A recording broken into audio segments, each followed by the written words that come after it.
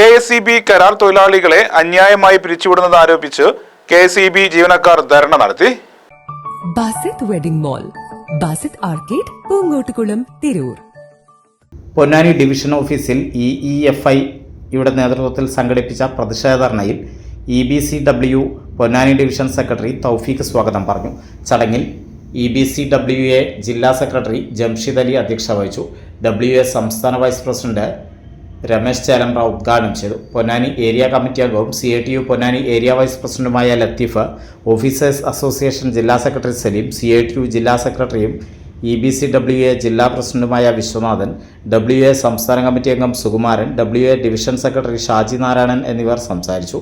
EBCWA Tirur division secretary Shibu നന്ദി പറഞ്ഞു. ഇവിടെ ഇടതുപക്ഷ രാഷ്ട്രീയത്തിന് വിരുദ്ധമായി ഇടതുപക്ഷ മുഖ്യമന്ത്രിക്കെതിരെ അടക്കം ഫേസ്ബുക്കിൽ പോസ്റ്റുകൾ ഇടുന്ന വലതുപക്ഷത്തിന്റെ വക്താക്കളായ ആളുകൾ പോലും കഴിഞ്ഞ 10 വർഷം ഈ മലപ്പുറം ജില്ലയിലെ വിവിധ ഡിവിഷൻ ഓഫീസിൽ ജോലി ചെയ്തിട്ടുണ്ട്.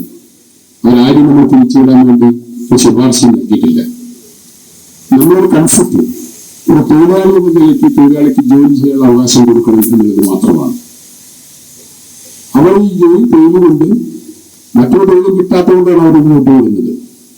ഈ തൊഴിൽ നേടിക്കൊണ്ട് അവരുടെ ജീവിതം കെട്ടിപ്പടുക്കാൻ വേണ്ടി പല ആശയങ്ങളും പല കാര്യങ്ങളും ആസൂത്രണം ചെയ്തുകൊണ്ട് അവർ ജോലികൾ ഏർപ്പെടുകയാണ്.